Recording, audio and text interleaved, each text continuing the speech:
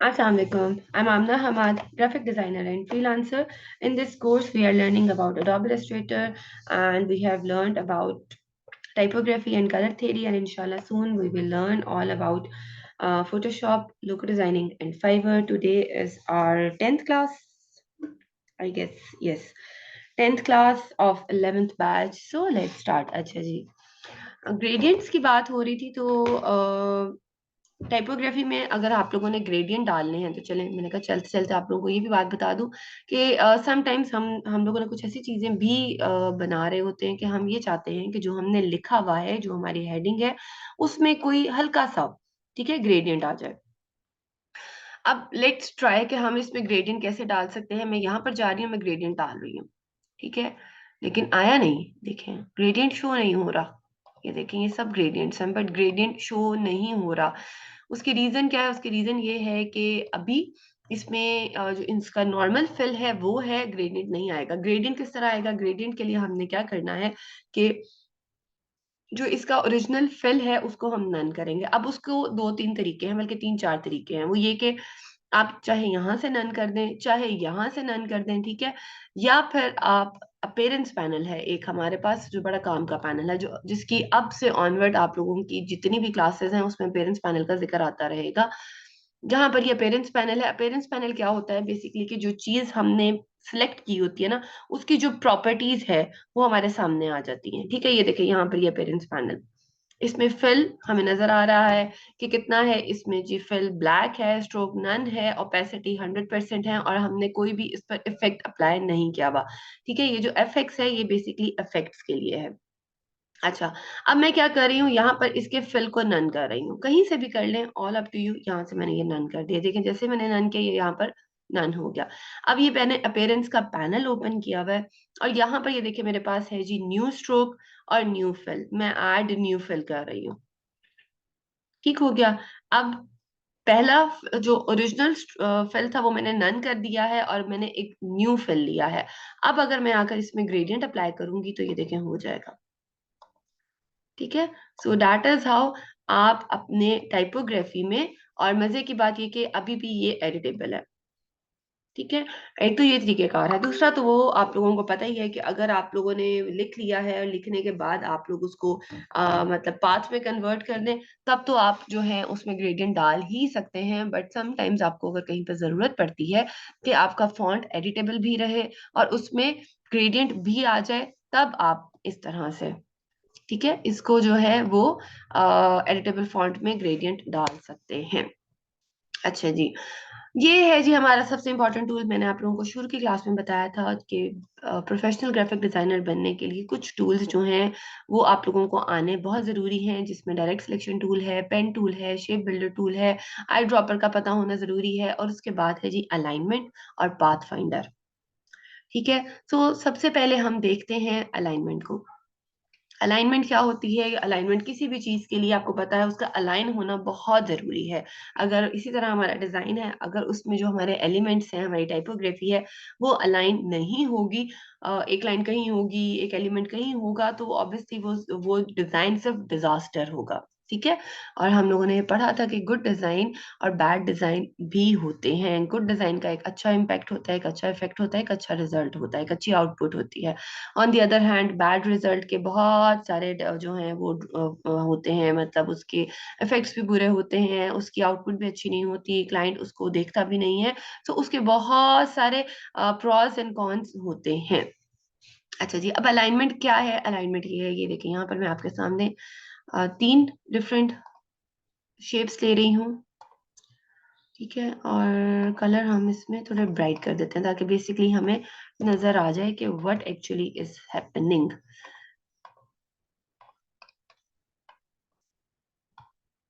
अच्छा जी, ये मैंने तीन डिफरेंट डिफरेंट साइजेस की शेप्स ले ली और कलर्स भी उसमें खुद से ही डिफरेंट रखे ताकि आपको पता चल जाए। अच्छा, बचपन में हम लोग या जब हम अगर साइंस स्टूडेंट्स हैं या साइंस स्टूडेंट्स ना भी हों, तो हम लोगों को एक बात बताई जाती है एक्सिस के बारे में। ठीक है, ये वाली जो लाइन होती है इसको हम कहते हैं वर्टिकल, या हम इसको कहते हैं वाई एक्सिस। ठीक है, इसी तरह जो हमारे पास ये वाली साइड होती है इसको हम कहते हैं हॉरिजॉन्टल या फिर एक्स एक्सेस। ठीक ठीक है, ये होती है जी हमारे पास क्या, हॉरिजॉन्टल, और ये क्या, ये होती है जी हमारे पास वर्टिकल। मैं इन दोनों का जरा फिल ऑफ कर दूं और इन दोनों के स्ट्रोक को थोड़ा सा हम ज्यादा कर लेते हैं ताकि हमें क्लियरली नजर आ जाए। ठीक है, ये है जी वर्टिकल, ये है जी हॉरिजॉन्टल। अब ये देखें, यहाँ पर एक शेप है, इसको मैंने सेलेक्ट किया हुआ, तो कहीं पर भी मेरा अलाइन का पैनल नहीं आया। बट जैसे ही मैं दो शेप्स को सिलेक्ट करती हूँ तो ये देखिए ये अलाइन लिखा हुआ आ रहा है और यहाँ पर भी अलाइन आ गया और साथ ही पाथ फाइंडर भी। अगर मैं मोर देन 2 करूं तब भी। ठीक है, तो अलाइन का पैनल कब आपके सामने आता है, जब आप मोर देन वन शेप या मोर देन वन अपनी कोई भी चीज, चाहे वो टाइपोग्राफी ही क्यों ना हो, तब भी अलाइनमेंट का ऑप्शन आपके सामने आता है। अच्छा जी, अब जरा इसको ये देखेंगे, मैंने इन तीनों को सिलेक्ट किया है और ये है जी हमारे पास अलाइनमेंट। पहले जरा इसको देख लीजिए, ये हॉरिजॉन्टल अलाइन लिखा हुआ है। अरे ये क्या बात हुई, लाइन वर्टिकल है लेकिन लिखा हॉरिजॉन्टल हुआ है। इसी तरह, अच्छा वो एक ऐलान हो रहा था, मैं वो सुनने लग गई थी। यहाँ पर इसी तरह ये जो है लाइन हमारे पास वर्टिकल है ये, लेकिन ये भी हॉरिजॉन्टल लिखा हुआ आ रहा है। ये हमारे पास हॉरिजॉन्टल अलाइन सेंटर है, ये हॉरिजॉन्टल अलाइन राइट है। इसी तरह ये ऊपर लाइन वर्टिकल है, ठीक है, सॉरी हॉरिजॉन्टल है लेकिन लिखा हुआ आ रहा है vertical align top, vertical align centre, vertical align bottom. ये क्या बात हुई। ठीक है, हमें पढ़ाया गया है कि जी ये वर्टिकल होता है, लिखा हॉरिजॉन्टल हुआ है। बेसिकली ये अलाइनमेंट की बात हो रही है कि ये वाली जो लाइन है ये हॉरिजॉन्टल अलाइन लेफ्ट होगी, मतलब कि ये देखें, ये आपके तीनों ऑब्जेक्ट्स हैं, आपने इनको सिलेक्ट किया। अब मैं चाह रही हूं कि इनको मैं लेफ्ट करूं, तो जो लेफ्ट और राइट है वो हॉरिजॉन्टल है। ठीक है, जो लेफ्ट और राइट की अलाइनमेंट है वो हॉरिजॉन्टल एक्सिस के इर्द गिर्द होगी। जो टॉप और बॉटम, ठीक है, टॉप और बॉटम की जो अलाइनमेंट है वो वर्टिकल के अलोंग अलोंग होगी। ठीक है, मैं दोबारा बता देती हूँ कि जो लेफ्ट और राइट की अलाइनमेंट है वो हॉरिजॉन्टल होगी, जो टॉप और बॉटम की है वो वर्टिकल होगी। ठीक है, इसलिए यहाँ पर उन्होंने ये वाला हमें सिंबल दिया हुआ है लेफ्ट और राइट का।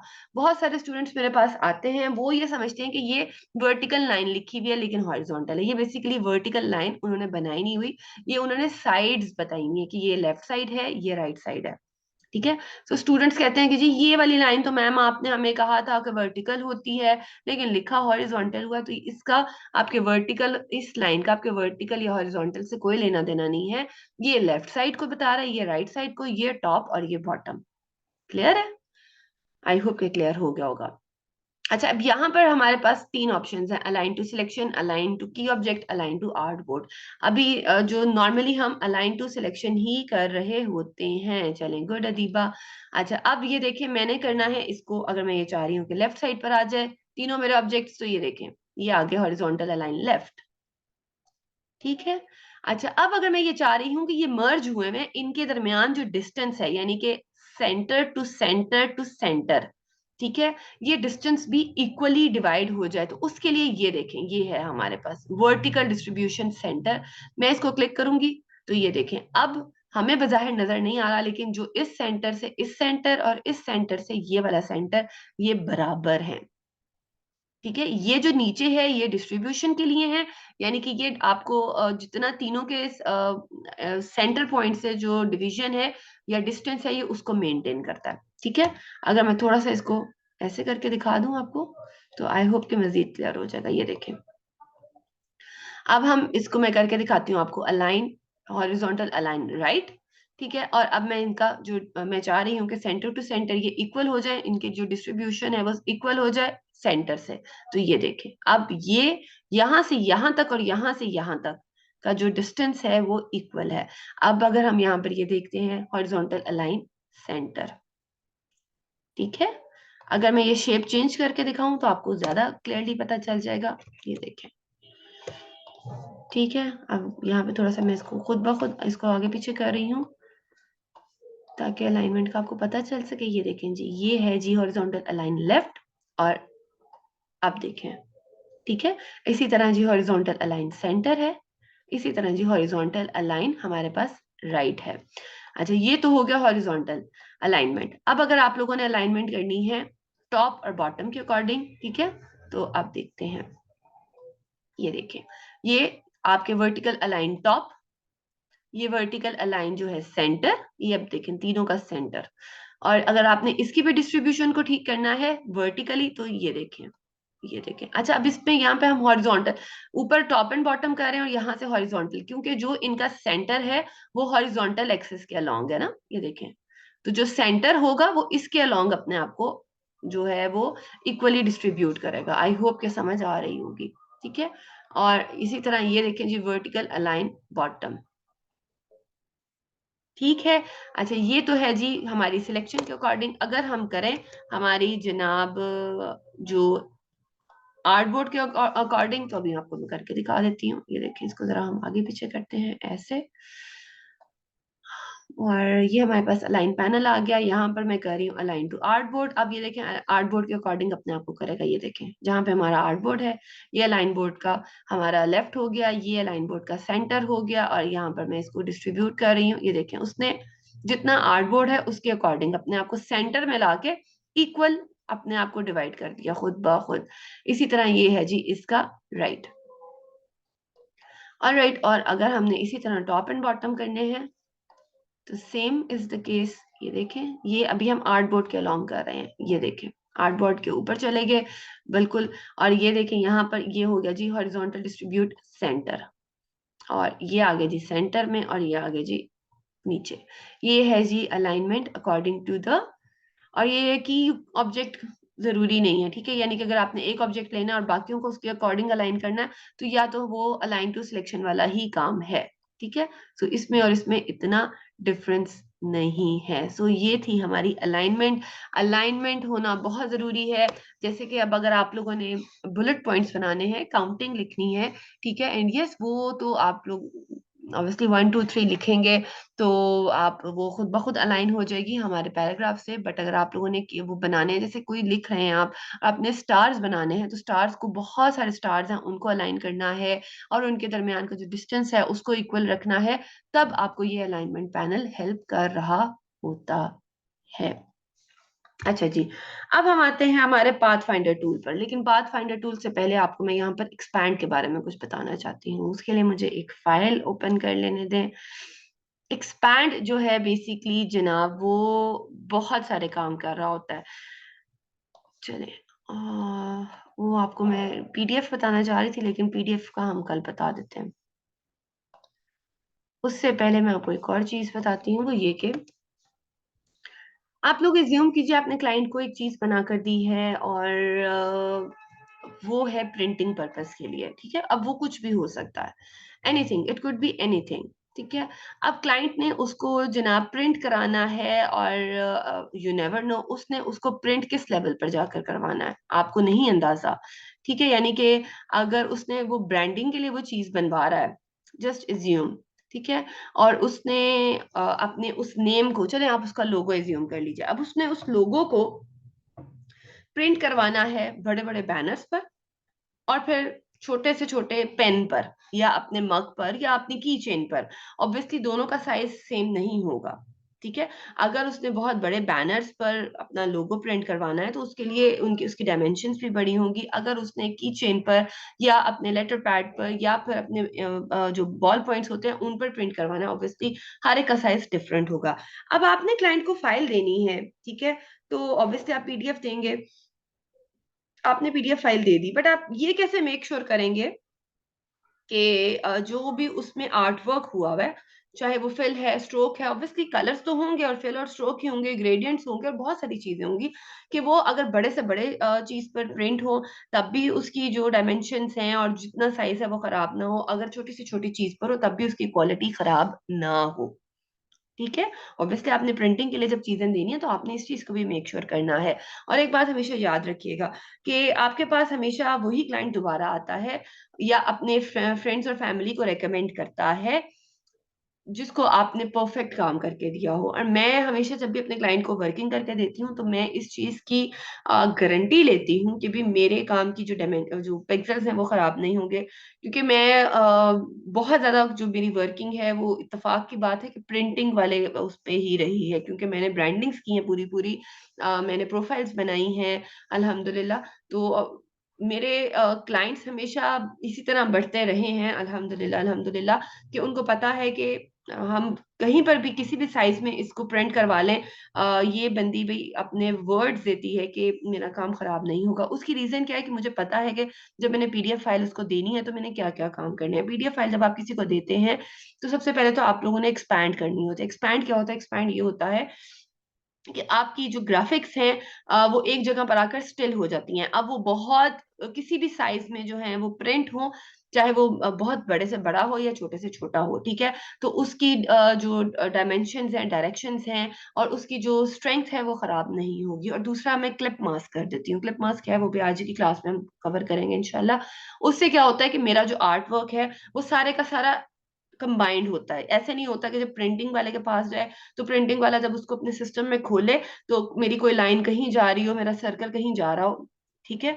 मैं मेक श्योर करती हूँ एक्सपैंड कर दूं और उसको मास्क कर दूं, ठीक है। सो मैं मेरे काम की क्वालिटी, और पहला ऑब्वियसली CMYK के होता है। ये चीजें, ये तीन चीजें अगर आप इस चीज को जहन में रख लेते हैं और क्लाइंट को आप बस ये तीन चीजें करके दे देते हैं, तो ट्रस्ट मी, अगर जब वो प्रिंटिंग का प्रोसीजर होता है। और एक बात और, प्रिंटिंग वाले काम में आप लोगों ने ग्रेडियंट्स कभी यूज नहीं करने हैं। ये एक टिप है, नोट कर लीजिए।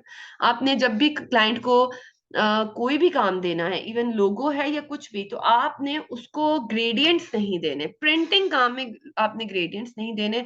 स्क्रीन वर्क है, जितने मर्जी ग्रेडियंट्स यूज कीजिए। अच्छा जी, अब एक्सपैंड क्या होता है?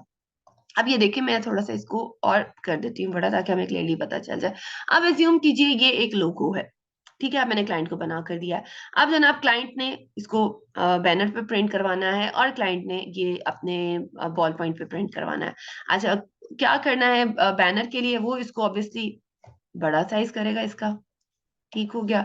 और यहाँ पर आकर वो पेन के लिए इसका साइज थोड़ा सा छोटा करेगा। आप लोगों को पता चल रहा है कि क्या हुआ है?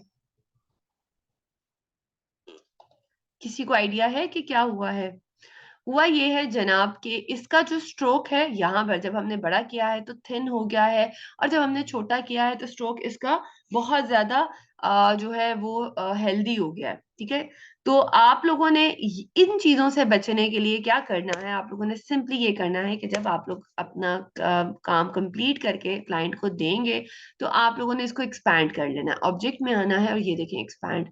अब चाहे एक्सपैंड हो या एक्सपैंड अपीयरेंस हो, समटाइम्स ये वाली ऑप्शन ऑन होती है, समटाइम्स ये वाली, दोनों में से कोई हो नो प्रॉब्लम। आपने इसको क्लिक करना है और मेक श्योर करना है कि आपकी बाकी चीजें ऑन हो या ना हो, लेकिन आपका स्ट्रोक लाजमी चेक इन हो। उसकी रीजन ये है कि ये जो स्ट्रोक है ना, असल में ये गड़बड़ करता है, ठीक है। ये इस स्ट्रोक को आप लोगों ने एक्सपैंड कर देना है। अभी देखें, जब तक ये एक्सपैंड नहीं है हमें पता चल रहा है ये है फिल और ये है स्ट्रोक। अच्छा, एक और चीज, आप लोगों ने एक्सपैंड तब करना है जब आप लोगों को पता चल जाए कि भाई मैंने इसके बाद इस काम में चेंजेस नहीं करनी, ठीक है। जब आप लोग एक्सपैंड कर देते हैं और क्लाइंट को भेज देते हैं, तो फिर आप एटलीस्ट उस पीडीएफ फाइल में चेंजेस नहीं कर सकते। हाँ, आप लोग एक न्यू फाइल, जो आप लोगों ने ओरिजिनल फाइल सॉरी सेव की होती है एआई की, उसमें आप चेंजेस कर सकते हैं। उसकी रीजन क्या है ये देखें। मैं जैसे ही एक्सपैंड करूंगी तो ये देखेंगे फिल और स्ट्रोक नन हो गया, ये देखें पेरेंट्स में भी। अब मैं इसको उसी तरह यहाँ पर, एक ये है जी बैनर के लिए और ये है जी पेन के लिए, मैं अब अगर इसको रीसाइज करती हूँ तो ये देखें खराब नहीं हुआ, यानी कि उसने उसके अकॉर्डिंग ही अपने आप को एडजस्ट कर लिया है। और आप देखें यहाँ पर भी उसने उसके अकॉर्डिंग एडजस्ट कर लिया। अदरवाइज पहले क्या हो रहा था कि जब हम इसको एनलार्ज कर रहे थे तो हमारा जो स्ट्रोक है वो पतला हो रहा था, ठीक है। बड़ा करने पर पतला हो रहा था, ये देखें, ठीक है, थिन हो रहा था। और जब हम उसको छोटा कर रहे थे तो बहुत ज्यादा थिक हो रहा था, ठीक है। सो आप लोगों ने एक्सपैंड लाजमी करना है। बाकी इंशाल्लाह हम लोग क्लिप मास्क पढ़ लें, फिर मैं आपको प्रॉपरली बताऊंगी कि पीडीएफ फाइल जब आप लोगों ने देनी होती है तो किस तरह से देनी होती है। अब हम आते हैं हमारे आज की मेन टॉपिक की तरफ, which is path finder tool. अच्छा जी, पाथ फाइंडर टूल जनाब हमारे पास यहाँ पर विंडोज में जाएं, और ये है जी पाथ फाइंडर टूल, बड़ा ही काम का टूल। ये जो ऊपर है ये सेम वही चीजें हैं जैसे कि हमारी हैं, बिल्कुल शेप बिल्डर टूल की तरह की। ठीक है, ये देखें ये यूनाइट कर रहा है, ये जो है माइनस पैक, ये इंटरसेक्शन जो होती हैं, जो पॉइंट्स होते हैं उनको रख रहा है, और बाकी की साइड्स को माइनस कर रहा है, और ये उसके ऑपोजिट कर रहा है। मैं आपको करके भी दिखा देती हूँ, बट इसमें सिर्फ यहाँ पर एक डिफरेंस है। Let me do this. ठीक है, इसमें सिर्फ एक डिफरेंस है, बल्कि डिफॉल्ट कलर्स दे देते हैं कि यहाँ पर जब हम शेप बिल्डर टूल में कर रहे थे, यहां से अगर हम करें तो ये देखें शेप बन गई, अगर हम यहां से करें तब भी ये यूनाइट हो गई। बट यहाँ पर सिर्फ एक चीज का डिफरेंस है कि अगर आप इसको यूनाइट करने करने से पहले या यूनाइट करते हुए ऑल्ट की को प्रेस कर लेते हैं ना, ये देखिए लिखा हुआ है ऑल्ट क्लिक को प्रेस करें, तो ऑल्ट को आप क्लिक करते हैं, फिर यहाँ पर आकर इसको यूनाइट करते हैं, तो ये अभी भी यूनाइट हो गया है। ठीक है, ये देखिए ये यूनाइट हो गया। बट यहां से शेप मोड्स में आकर ऑल्ट के साथ जब आप यूनाइट करेंगे, तो क्या होगा कि अगर किसी पॉइंट पर आपको लगता है कि नहीं भाई ये थोड़ा अभी शेप सही नहीं है, मुझे शेप को चेंज करना है, क्योंकि शेप बिल्डर टूल में जब हम इसको यूनाइट करते हैं तो फिर हमारे पास जो सेपरेट शेप्स हैं वो खत्म हो जाती हैं, एक थर्ड शेप आ जाती है, और उसके बाद हमारे पास ऑप्शन नहीं रहती कि हम अपनी जो ओरिजिनल शेप्स थी, दो तीन या जितनी भी, उनको हम एडिट कर सकें।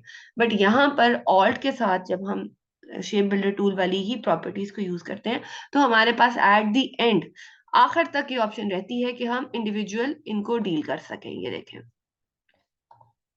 लेकिन है ये अभी भी यूनाइट ही। ठीक है, ये है अभी भी यूनाइट ही। मैं बल्कि अगर आपको माइनस वाला पार्ट करके दिखाऊं तो आपको ज्यादा समझ आएगी। ये देखें, अभी ये दोनों शेप सेपरेट है। ठीक है, अब मैं क्या कर रही हूँ, चले माइनस फ्रंट कर लेते हैं। मैंने ऑल्ट प्रेस किया, माइनस फ्रंट, ये देखेंगे उसी तरह मेरा फ्रंट जो है माइनस हो गया है। बट अभी भी जो ओरिजिनल मेरी शेप थी वो भी कायम है, और जो न्यू शेप बनी है वो भी है। अब अगर मुझे किसी पॉइंट पर आकर इसको एडिट करना है तो मैं यहाँ पर डबल क्लिक करूंगी और इसको ऐसे कर लूं, तो ये देखें, तो यहाँ पर सिर्फ ये ही डिफरेंस है, और ये वाली चारों चीजें भी सेम शेप बिल्डर टूल जैसी ही हैं। अब इसमें असल काम की चीज क्या है, मेन चीज क्या है, वो है जनाब ये डिवाइड और ट्रिम। ठीक है, अब डिवाइड क्या करता है, डिवाइड का जनाब जो है हमारे अम, बहुत सारी जगहों पे हमारे लिए हेल्पफुल होता है। मैं आप लोगों को अगर यहाँ पर एक चीज दिखा सकूं, लेट मी ओपन।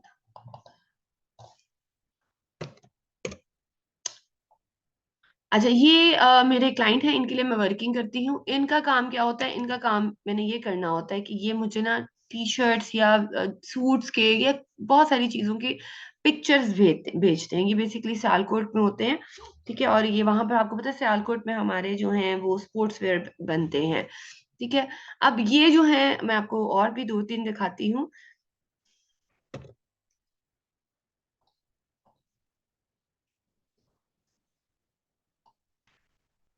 ये देखें, ये बेसिकली इस तरह के बहुत सारे मोकअप्स मैंने खुद बनाए हुए हैं। मोकअप्स क्या होते हैं, मोकअप्स ये होते हैं कि आप एक चीज बनाते हैं, उसके बाद अकॉर्डिंग टू क्लाइंट रिक्वायरमेंट आप उस पे अपनी जो है, जो क्लाइंट की रिक्वायरमेंट होती है, आप वो लगाते हैं, मतलब वो वाले डिजाइन उस पर इनपुट करते हैं।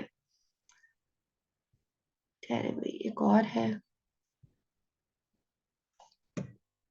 कहाँ गया भैया? फुल सूट मोकअप भी था एक,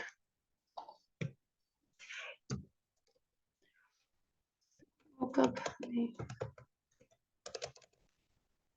मोकअप फुल सूट। ठीक है, तो ये देखें, ये इस तरह के कुछ मेरे पास,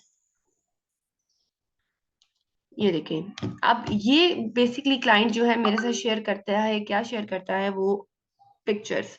अब मैं पिक्चर से क्या करती हूँ कि पिक्चर होती है तो मैं पेन टूल की हेल्प से सबसे पहले आप समझे एज्यूम कीजिए कि मैंने शर्ट बना ली। बट मेरे क्लाइंट की रिक्वायरमेंट ये है कि जी एक एक चीज इसकी सेपरेट हो। अब पिक्चर से इसको बनाना बहुत मुश्किल है, या तो आपके पास अलग अलग पार्ट्स हो ना, तो फिर तो पेन टूल से आप ड्रॉ कर लेते हैं। अच्छा, मैं अब क्या करती हूँ कि लेट से आप एज्यूम कीजिए कि ये एक शर्ट है। ठीक है, अ, थोड़ी सी रफ ही बनेगी लेकिन कोई प्रॉब्लम नहीं है। ठीक है, मैं आपको सिर्फ एक डेमो करके दिखाना चाह रही हूँ। आप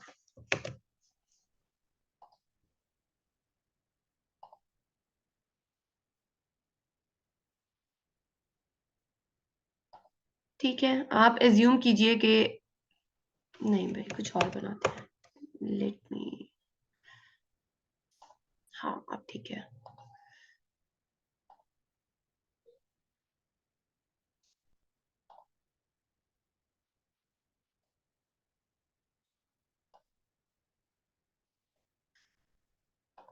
ठीक है, आप ये अज्यूम कीजिए मैंने एक की चीज बना ली है, और अब क्लाइंट की रिक्वायरमेंट है कि इसका ये वाला पार्ट सेपरेट हो, ये वाला पार्ट सेपरेट हो। अगर आपके पास तो इस तरह की पिक्चर मौजूद है कि आप अलग अलग हर पार्ट बना सकें, बट अगर आपके पास इस तरह की ऑप्शन नहीं है तो आपने क्या करना है, आपने एक पूरी चीज बना लेनी है। बनाने के बाद अब आपको पता है कि जी मुझे ये वाला पार्ट जैसे कि सेपरेट चाहिए, तो मैं क्या करूंगी, मैं यहाँ पर आऊंगी, रेक्टेंगल लूंगी एक, या कोई भी आप शेप ले लें जिससे आप इजीली इन हर पार्ट को सेपरेट कर सके। तो मैं यहाँ पर एक, ये देखें ऐसे रख रही हूँ, और इसी तरह इसको ऑल्ट एंड शिफ्ट के साथ उठाकर यहाँ पर रख रही हूँ। ठीक है, अब आप सिर्फ एज्यूम कीजिए कि मुझे ये वाला पार्ट जो मेरी ओरिजिनल शेप का है, वो वाला पार्ट सेपरेट चाहिए, ये वाला पार्ट सेपरेट चाहिए, और मुझे ये वाला पार्ट भी सेपरेट चाहिए। ठीक है, अब मैं क्या करूंगी, अब ये देखिए मैंने तीन जो जो पार्ट मुझे सेपरेट चाहिए उनके ऊपर मैंने एक एक शेप रख दी है। अब मैं इन तीनों को सिलेक्ट कर रही हूँ। ये सब सारी की सारी शेप्स मैंने सिलेक्ट किया, तो देखिए मेरे पास पाथ फाइंडर ओपन हो चुका है। बट मैं यहाँ पर उसका प्रॉपर एक पैनल ओपन करती हूँ। अब ये देखें यहाँ पर है जी डिवाइड। अब मैं डिवाइड कर रही हूँ, मैंने जैसे ही डिवाइड किया तो मेरे पास यहाँ पे वो कह रहा है इसको अनग्रुप करें। जब भी आप पाथ फाइंडर्स के टूल्स को यूज करेंगे तो ये ऑटोमेटिकली चीजें ग्रुप हो जाएंगी। ठीक है, फिर आपने इनको अनग्रुप करना है। अब ये देखें मैं इसको अनग्रुप कर रही हूँ। अब मैंने जैसे ही अनग्रुप किया तो अब ये देखें, इसको जरा हटाइए, ये वाला पार्ट देखिए मेरे पास सेपरेट आ गया। इसको हटाइए, ये मुझे नहीं चाहिए, मेरे पास ये वाला पार्ट भी सेपरेट आ गया। ये भी हटा लीजिए, मेरे पास ये वाला पार्ट भी सेपरेट आ गया। ठीक है, अब अगर मेरा क्लाइंट मुझे कहता है कि जी आप ऐसा कीजिए, ये मुझे चूंकि नहीं चाहिए, ये सिर्फ और सिर्फ मैंने डिवाइडर के तौर पे यूज किए थे, तो मैं इनको डिलीट कर दूंगी। अब मेरा क्लाइंट कहता है कि जी आप इसमें कोई भी डिजाइन अप्लाई कर दें, ये देखिए जैसे मैंने अप्लाई किया हुआ है। ठीक है, और ये जी स्लीव्स का कलर ये रख दें, कॉलर्स का कलर ये रख दें, तो यस यहाँ पर ये सारी की सारी चीजें मैं अप्लाई इसी तरह कर सकती हूँ। ये मैंने ऐसे ही बनाया हुआ है। ठीक है, ये मैंने एक शेप बनाकर, आप यहाँ पर जरा मैं आपको इसको एक्सप्लोर करके दिखाऊं, तो ये देखें ये एक एक पार्ट अलग है। ठीक है, और ये मैंने अलग अलग नहीं किए वे, मुझे इतना खपने की जरूरत ही नहीं है जब मेरे पास डिवाइडर है। ये देखें एक एक पार्ट इसका सेपरेट है। मेरा ये जो क्लाइंट है ये मुझे सिर्फ और सिर्फ क्या देते हैं, पिक्चर्स देते हैं। पिक्चर्स भी इस तरह होती है कि समटाइम्स ये जो जैकेट थी ये एक उनके मतलब जैसे बेड पे पड़ी हुई थी, और उन्होंने कहा जी मेरे पास यही पिक्चर है लेकिन मुझे ये डिजाइन चाहिए। ठीक है, इसी तरह ये देखें ये फुल सूट्स हैं, ये देखें। सो दैट इज हाउ मैं इन सब को मैं बनाती हूँ, और उसके बाद बड़े ही आराम से जो जो पार्ट मुझे चाहिए मैं उस पार्ट को, मैम आपने ये कैसे बनाए थे, बहुत प्यारे लग रहे हैं, मैं अभी आपको यही तो बता रही हूँ दीबा, कि मैं क्लाइंट मुझे पिक्चर्स, ये वाला क्लाइंट जो है ये भी अल्हम्दुलिल्लाह मेरे 4-5 सालों से परमानेंट क्लाइंट है। ये भी ऐसे ही है, मुझे पिक्चर्स भेजते हैं। Thank you Adiba. मुझे पिक्चर्स भेजते हैं, या तो होती है ना कि आपके पास गूगल से आपने इमेज उठाई हुई है, नहीं रफ सी पिक्चर होती है। अगर आप कभी दोबारा पिक्चर आई तो मैं आप लोगों के साथ शेयर जरूर करूंगी, कि जैसे बेड पे पड़ी हुई है या कहीं पर उन्होंने जमीन पर बिछाई हुई है, तो मैं उसको टिल्ट करके बड़ी मुश्किल से पेन टूल से पूरा बना के, फिर उसको कर्व करके ऊपर से फिर पेन टूल से शेप्स बना के मैं उसको डिवाइड कर लेती हूँ। ठीक है, सो डिवाइड करने से क्या होता है कि ये देखिए मेरे मेरे जो क्लाइंट की रिक्वायरमेंट है कि आपने एक एक पार्ट अलहदा करना है। सो दैट इज हाउ मैं एक एक पार्ट को अलहदा कर लेती हूँ। सो ये है हमारे पास पाथ फाइंडर में डिवाइडर। अच्छा जी, अब आते हैं मेन पार्ट की तरफ। ये मैं आपके सामने लिख रही हूँ डीजी। ठीक है, अब डीजी मैंने लिख लिया जनाब, ये देखिए मैंने कहा था पाथ फाइंडर की क्लास होगी तो हम मोनोग्राम बनाना सीखेंगे। मेन जो काम है मोनोग्राम का वो पाथ फाइंडर में ही होता है। अब मैं थोड़ा सा इसको जरा बोल्ड कर रही हूँ, बल्कि सेमी बोल्ड कर नहीं बस के, ठीक है रेगुलर ही ठीक है। मैं इसको जनाब पाथ में कन्वर्ट कर रही हूँ और अनग्रुप कर रही हूँ, क्योंकि आपको पता है मोनोग्राम बनाने के लिए हमें ये सब करना है। अब जनाब मेरे क्लाइंट की रिक्वायरमेंट है, ठीक है, मोनोग्राम बनाना है इस तरह का कि डी और जी एक दूसरे में बहुत ही स्मूथली मर्ज हुआ हुआ आपको नजर आए, यानी कि आपको याद होगा वही मेरे गादरी वाला। अब मैं जरा इसको अलाइन कर रही हूँ। ठीक है, अभी मेरा अलाइन हो गया कि यहाँ पर डी और जी से पहले यहाँ पर एक हल्की सी स्पेस हो, क्या मैं आपको कहना चाह रही हूँ मैं भी आपको बताती हूँ, बट बिफोर दैट यहाँ पे हमारे पास मैजिक वॉन्ड टूल है। चलते चलते आपको मैजिक वॉन्ड का भी बता दूं, ये इंशाल्लाह हम डिटेल में फोटोशॉप में पढ़ेंगे। बट मैजिक वॉन्ड टूल जो है ये हमारे पास इलस्ट्रेटर में एक या फोटोशॉप में भी एक खास कलर को डील करता है। जैसे कि मैं मैजिक वॉन्ड टूल ले रही हूँ और मैंने यहाँ पर ये ग्रीन कलर सेलेक्ट किया है। अब मेरे आर्टबोर्ड में जहां जहां पर ये वाला ग्रीन कलर है वो ऑटोमेटिकली सिलेक्ट हो जाएगा। ठीक है, अब मैं चाहूं इस कलर को एक साथ चेंज कर सकती हूँ, ये देख रहे हैं। या फिर मैंने इस पर स्ट्रोक अप्लाई करना है, मैं इस पर स्ट्रोक अप्लाई कर सकती हूँ। मतलब जो भी मैं करूंगी एक खास कलर के साथ, उससे ये है कि मेरा जरा टाइम बच जाता है। Path find magic wand tool basically एक खास कलर को डील करता है। अगर मैं इस कलर को डिलीट करना चाहूँ तो मैं ये देखें डिलीट भी कर सकती हूँ। ठीक है, सो मैजिक वॉन्ड टूल क्या करता है, किसी एक कलर को लेता है आपके आर्टबोर्ड में और जितनी भी चेंजेस है उस कलर में कर देता है। अच्छा जी, एक्सपैंड बता दिया, पाथ फाइंडर सॉरी जो है मैजिक वॉन्ड बता दिया। अब जरा गौर से देखिए, मैं जरा इसको दोबारा से अलाइन कर लूं। हाँ जी, अब ये अलाइन हो गया। अब मैं इसको जरा स्ट्रोक दे रही हूँ, लेट से मैं दे देती हूँ रेड कलर का, और थोड़ा सा मैं इसको ज्यादा स्ट्रोक दे रही हूँ, 7। ठीक है, अब मैं इसको एक्सपैंड कर रही हूँ दोबारा से। रीजन इज डैट कि मैं चाह रही हूँ कि ये सारा जो फिल एंड स्ट्रोक है ये खत्म हो जाए। Expand, okay. ठीक है, अब आप लोगों ने आना है विंडो में और अपने पाथ फाइंडर में। ठीक है, अब मैं इसको क्या कर रही हूँ, ट्रिम कर रही हूँ। ये मैंने ट्रिम कर दिया। ट्रिम करने के बाद मैं मैजिक वॉन्ड टूल ले रही हूँ, इसको सिलेक्ट कर रही हूँ रेड को और डिलीट कर रही हूँ। तो अब देखिए, ठीक है, अब ये देखें जो मेरा पार्ट था जितना मैं चाह रही थी। अब ये आप लोगों पे डिपेंड करता है कि आप लोग कहाँ तक इसको बनाना चाह रहे हैं, यानी कि आपको ये स्पेस ज्यादा चाहिए कम चाहिए। आप उतना ज्यादा स्ट्रोक ले लें, उतना कम स्ट्रोक ले लें। सो ये अगर काम आप लोगों को खुद करने को हम कहते तो ऑब्वियसली ये इतना आसान नहीं था। ठीक है, ये देखिए। ठीक है, अगर आप लोगों ने मजीद इसकी फिनिशिंग करनी है तो आप जनाब यहाँ से आकर सेंटर वाले पार्ट को माइनस कर दीजिए। ठीक है, बीच में इसके कुछ पार्ट्स रह गए हैं, वो जहां जहां हैं आप उनको माइनस कर दीजिए। एंड ये लें जनाब, इस तरह से आप जो हैं इसकी हेल्प से पाथ फाइंडर में जो हमारा है ट्रिम, उसकी हेल्प से आप बड़े ही प्यारे प्यारे मोनोग्राम्स बना सकते हैं। एक और बनाकर दिखाती हूँ। ये बेसिकली जो शेप आ रही है ना, ये जो बीच में गैप आ रहा है, ये आता है हमारे ट्रिम से। ठीक है, मैं दोबारा आप लोगों को करके एक और ऑप्शन में करके दिखा देती हूँ। अब हम लेते हैं LV, कैप्स में ले लेते हैं LV। ठीक है, एक कर्सिव और एक दूसरा भी। दोबारा स्टेप्स आपके सामने कर रही हूँ, ये देखें। ठीक है, थोड़ा सा साइज को इंक्रीज कर दिया और मैं इसको उसी तरह, सॉरी इससे पहले मुझे जरा वी का थोड़ा सा स्टाइल चेंज करना है। वी हम ले लेते हैं कर्सिव अच्छा सा, तो चलें ये ले लेते हैं। ठीक है, और इसको अब मैं चेंज कर रही हूँ वी अनग्रुप, और इसमें मैं एडजस्ट कर रही हूँ लाकर शिफ्ट के साथ, ताकि ये मूव ना करे। एल को थोड़ा सा और वी को थोड़ा सा नीचे, लाइक दिस। हाँ, अब ठीक है। अब मैं उसी तरह सबसे पहले इसको स्ट्रोक दूंगी, और स्ट्रोक देखभाल कर देना है आपने कि आपको जितना बेसिकली गैप चाहिए उतना आपने देना है। ठीक है, थोड़ा सा और एक पॉइंट, फाइन इनफ। अब ऑब्जेक्ट में आके एक्सपैंड करना है, ओके। पाथ फाइंडर में आना है, आपने ट्रिम करना है। ट्रिम करने के बाद मैजिक वॉन्ड टूल लेना है और रेड कलर सिलेक्ट करना है इसका, और डिलीट कर देना है। तो ये देखिए, ये देखिए जहां जहां पर आप लोगों का था स्ट्रोक, आप लोगों ने स्ट्रोक माइनस कर दिया बेसिकली। ठीक है, स्ट्रोक को एक खास लेंथ देकर, एक खास थिकनेस देकर आपने उसको माइनस किया। तो ये देखें जितना स्ट्रोक था उतना पार्ट आपका माइनस हो गया। अदरवाइज अगर आपको ये बनाना पड़ता खुद से तो आपके लिए बड़ी मुश्किल होती। वो जो गादरी में बेसिकली जो छोटी ये के साथ बड़ा ही इक्वल एक आ रहा था डिस्टेंस, एक एम्प्टी स्पेस, वो इस तरह से आ रही थी।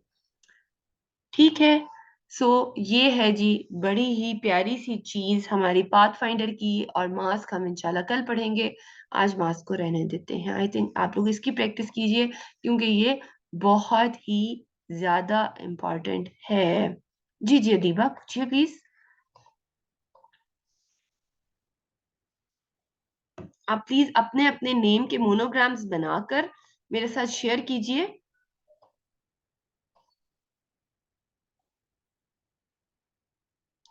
कौन से वाले कलर शो नहीं हो रहे? मैं यहाँ पे रिकॉर्डिंग रोक देती हूँ फिर आपको बताती हूँ।